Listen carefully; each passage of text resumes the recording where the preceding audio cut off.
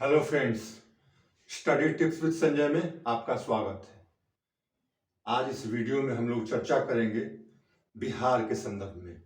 बिहार के संदर्भ में एक मुद्दा आजकल काफी जोरों पे है और वो है बिहार को विशेष श्रेणी के राज्य का दर्जा दिया जाए।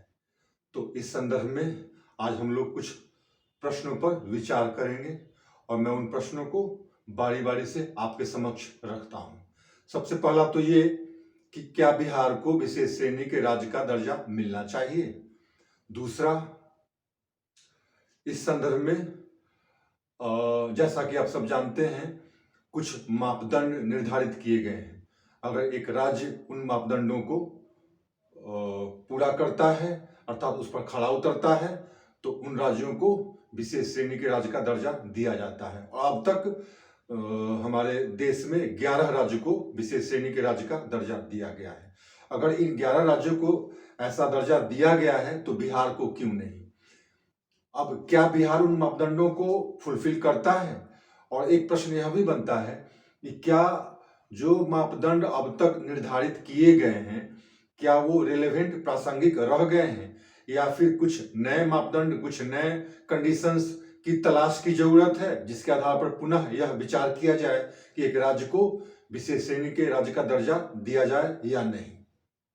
इन सारे प्रश्नों पर हम लोग विचार करेंगे और साथ साथ इस बात की भी चर्चा करेंगे कि क्या अब तक केंद्र सरकार इस संबंध में क्या राय रखती है, केंद्र सरकार की क्या राय है। तो आइए हम लोग देखते हैं इस मुद्दे को। आपसे अनुरोध है वीडियो के अंत तक आप बने रहेंगे। सबसे पहले हम लोग देखते हैं कि केंद्र सरकार ने इस संदर्भ में क्या पहल की और अब तक क्या मापदंड निर्धारित किए गए हैं नेशनल डेवलपमेंट काउंसिल और प्लानिंग कमीशन के द्वारा, जिसके आधार पर 11 राज्यों को यह दर्जा ऑलरेडी दिया जा चुका है और बिहार कहां तक उनको फुलफिल करता है। यह मांग तो काफी पुराना है बिहार का, भले ही इस मल्टी डायमेंशनल पॉवर्टी इंडेक्स के आने के बाद जिसमें कहा गया कि बिहार की जनसंख्या का 51.91% लोग गरीब है अर्थात बिहार सबसे गरीब राज्य है। तो एक बार फिर यह मांग उठ खड़ी हुई है। तो देखिए क्या है पुराना मापदंड। पुराने मापदंड के अंतर्गत सबसे पहला है संसाधनों की कमी, दूसरा है पहाड़ी और कठिन भूभाग, तीसरा है अंतरराष्ट्रीय सीमाओं के साथ संलग्नता, चौथा है कम जनसंख्या घनत्व और पांचवा है आर्थिक और ढांचागत पिछड़ापन। तो ये 5 जो कंडीशंस हैं क्या बिहार इसको फुलफिल करता है। तो इस संदर्भ में अंतर मंत्रालय समूह बिठाया गया था केंद्र सरकार द्वारा 2011 में, इंटर मिनिस्ट्रियल ग्रुप। तो इसके अध्ययन के पश्चात इसका जो रिपोर्ट आया अर्थात इसका जो निर्णय आया, इस निर्णय में इसने क्या किया, बिहार के इस मांग को खारिज कर दिया क्योंकि कहा गया कि संसाधनों की कमी नहीं है बिहार में, यहाँ पहाड़ी और कठिन भूभाग भी नहीं है, अंतरराष्ट्रीय सीमाओं के साथ संलग्नता है, नेपाल के साथ निश्चित रूप से है संलग्नता, लेकिन फिर भी सामरिक दृष्टि से बिहार की वह स्थिति नहीं है जिसे बहुत ही आप कह सकते हैं महत्वपूर्ण माना जाए। साथ साथ आर्थिक और ढांचागत पिछड़ापन यह तो बिहार में है, लेकिन फिर भी इस अंतर मंत्रालय समूह जिसको गठित किया गया 2011 में, इसने इन मापदंडों के आधार पर बिहार को इस विशेष श्रेणी के राज्य के दर्जे के योग्य नहीं माना और मांग खारिज कर दी गई। अब सवाल यह उठता है कि केंद्र सरकार उसके बाद चुप सी हो गई क्योंकि बिहार को यह दर्जा नहीं दिया गया। तो इस संदर्भ में पहले भी इस मुद्दे पर अध्ययन किया जा चुका था कि आखिर पिछड़ेपन का क्या मापदंड होना चाहिए। आप सब जैसा जानते हैं कि आजादी के पश्चात क्या हुआ था, सभी राज्यों का समान रूप से विकास नहीं हुआ। तो जो विशेष श्रेणी के राज्य का दर्जा दिए जाने का मुख्य उद्देश्य क्या होता है, क्षेत्रीय असंतुलन को दूर करना अर्थात वैसे राज्य जो सामाजिक आर्थिक रूप से पिछड़े हैं उनको मेन स्ट्रीम में लाना, विकास के मुख्य धारा में लाना। तो जाहिर सी बात है कई राज्य ऐसे हैं जो पिछड़े रह गए हैं तो उन्हें केंद्र की तरफ से सहायता दी जाती है और आर्टिकल 371 में इसका प्रावधान भी है कि वैसे राज्य जो पिछड़े हैं उनको विशेष सहायता दी जाए। लेकिन इस संदर्भ में संविधान में ऐसा कोई विशेष श्रेणी के राज्य का दर्जा दी जाने की बात नहीं की गई है, लेकिन इसकी शुरुआत 1969 में हुई थी जब गाडगिल फॉर्मूले के अनुशंसा के बाद नेशनल डेवलपमेंट काउंसिल ने कुछ राज्यों को विशेष श्रेणी के राज्य का दर्जा दिया, क्योंकि इस दर्जे को पाने के बाद उन राज्यों को कुछ मामलों में निश्चित रूप से वरीयता दी जाती है, अर्थात जो अनुदान उनको मिलता है केंद्र की तरफ से, जो राज्यों को मिलता है वित्तीय सहायता, उसमें विशेष श्रेणी के राज्यों को 90% अनुदान के रूप में मिलता है, अर्थात राज्यों को वो पैसे लौटाने नहीं होते हैं। 10% जो मिलता है वह भी शून्य ब्याज के साथ मिलता है, जबकि जो दूसरे राज्य हैं उनको मात्र 70% अनुदान के रूप में मिलता है। तो जाहिर सी बात है कि विशेष श्रेणी के राज्य को इसका फायदा है। इसके अलावा भी और कई फायदे हैं, जैसे उस राज्य को केंद्र संबंधी सहायता में वरीयता दी जाती है। उन राज्यों में अगर कोई निजी निवेश के माध्यम से कोई इंडस्ट्री शुरू करना चाहता है तो उसको सेंट्रल जो टैक्स है उससे एग्जेम्प्ट किया जाता है, अर्थात छूट मिल जाती है। इससे निजी क्षेत्र में निवेश, उस राज्य में निवेश की संभावना बढ़ती है। तो कुछ इस तरह के फायदे हैं। तो अब क्या है कि 2005 में इस संदर्भ में पहले भी एक बार अध्ययन किया जा चुका था कि आखिर पिछड़ा कैसे माना जाए, किस आधार पर किसी राज्य को पिछड़ा माना जाए। जो मानदंड अब तक, जो कंडीशंस अब तक बनाए गए हैं प्लानिंग कमीशन और नेशनल डेवलपमेंट काउंसिल के द्वारा, क्या रेलेवेंट हैं? तो इस संदर्भ में 2005 में एक बार अंतर मंत्रालय समूह, कार्य समूह बनाया गया था, लेकिन यह बात बाद में इस बात पर तवज्जो नहीं दिया गया। अब इस अंतर मंत्रालय कार्य समूह द्वारा 2005 में कुछ बातें रखी गई थी और यह बताया गया था कि पिछड़ेपन को निर्धारित करने के लिए जो पुराना मापदंड अब तक है 1969 से, जिसको जो केंद्र सरकार जिसको लेकर चल रही है, उसको बदल देना चाहिए।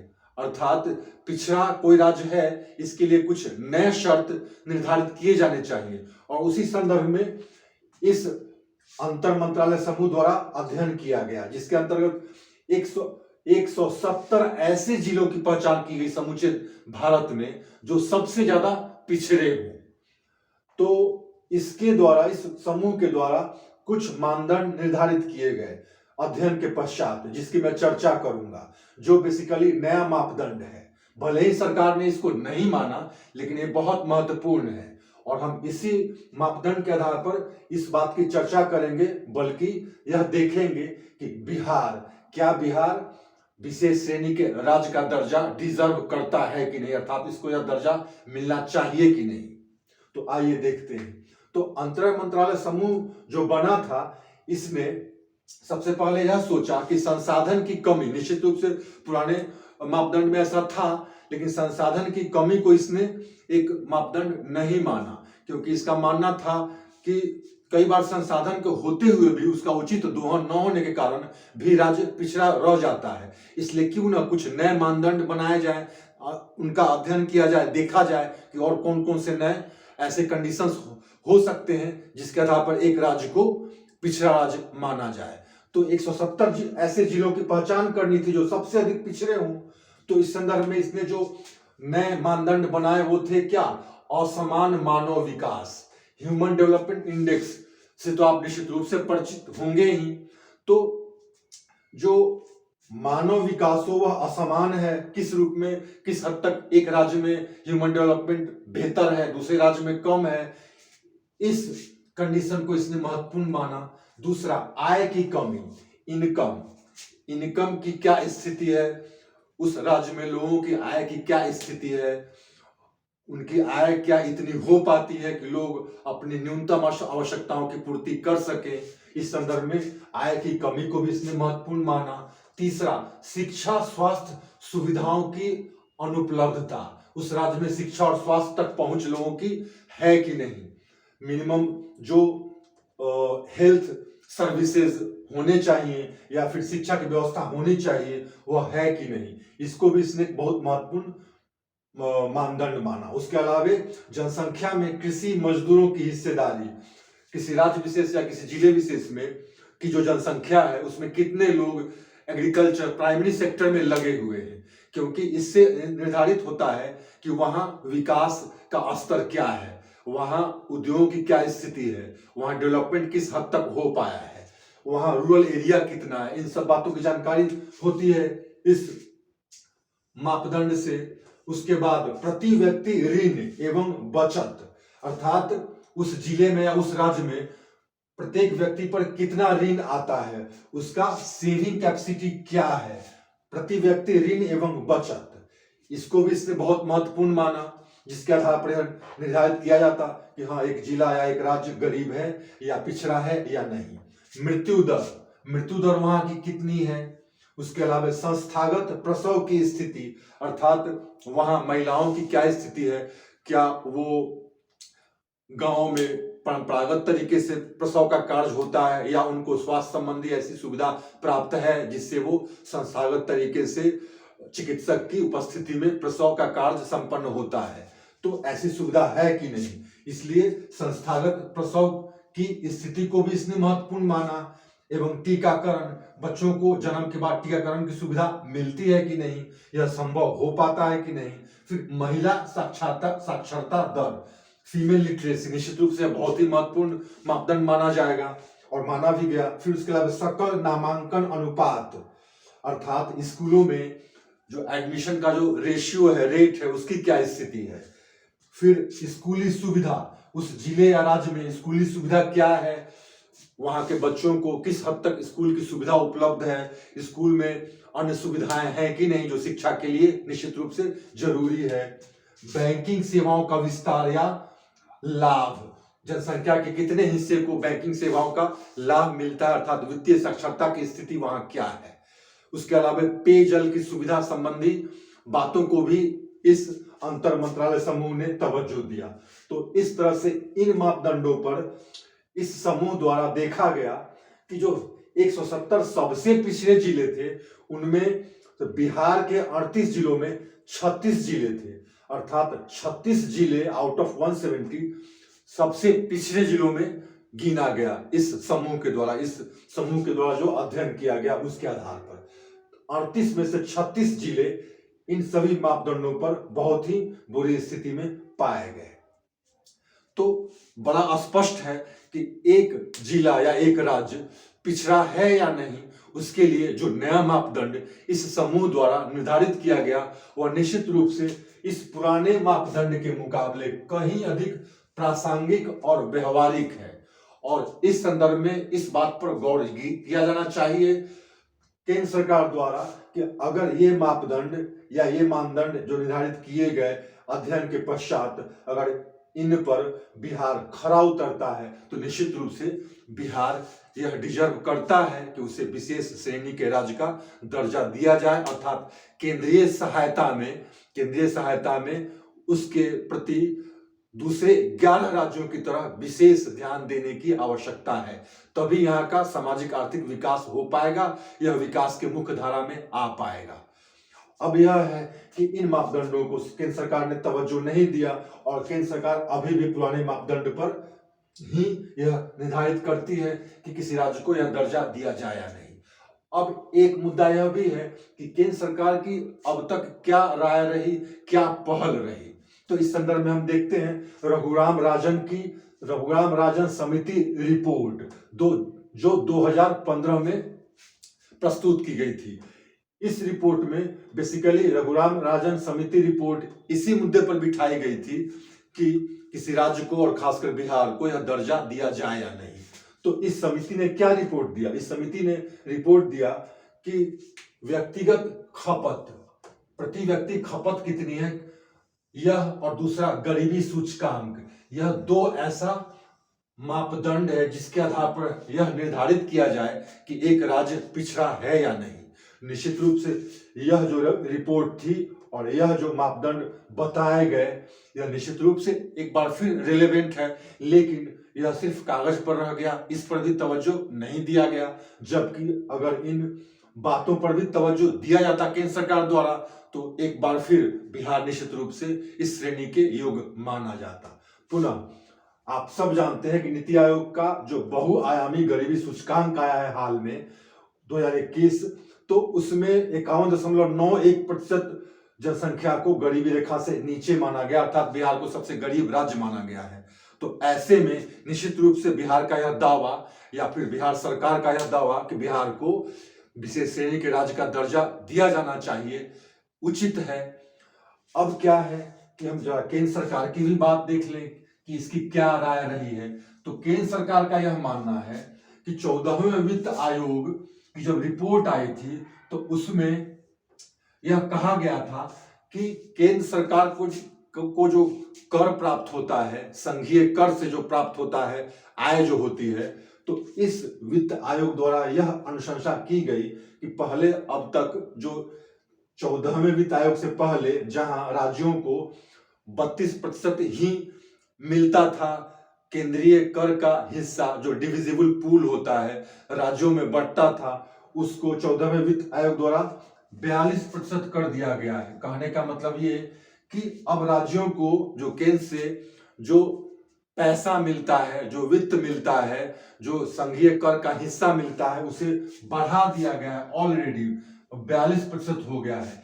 ऐसे में किसी राज्य को अलग से विशेष श्रेणी के राज्य का दर्जा देकर अधिक वित्तीय सहायता दी जाए या फिर उसे अधिक प्रायोरिटी दी जाए, इस बात की अब गुंजाइश नहीं रह गई है, क्योंकि राज्यों पर खर्च ऑलरेडी पहले से बढ़ गया है।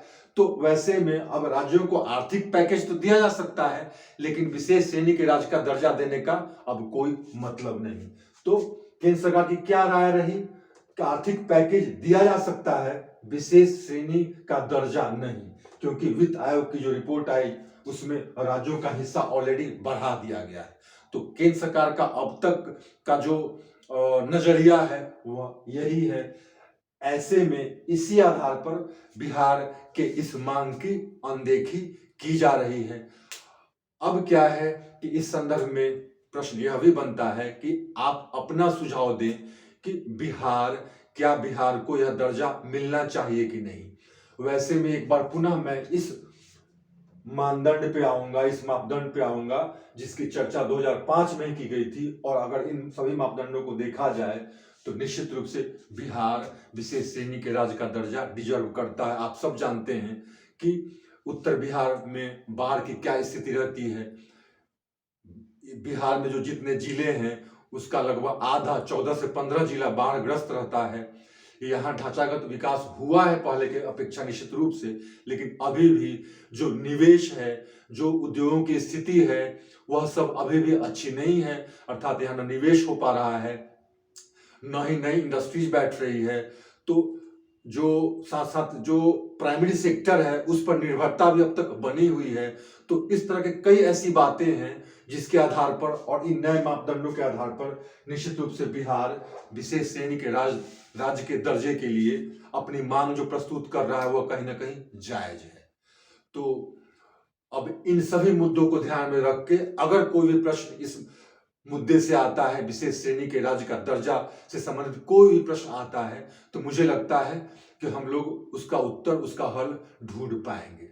अब अगर आपको यह वीडियो अच्छा लगा तो आप इसको लाइक सब्सक्राइब करेंगे, शेयर करेंगे, और कहीं कोई कमी नजर आई तो आप कमेंट सेक्शन में बताएंगे। बहुत बहुत धन्यवाद।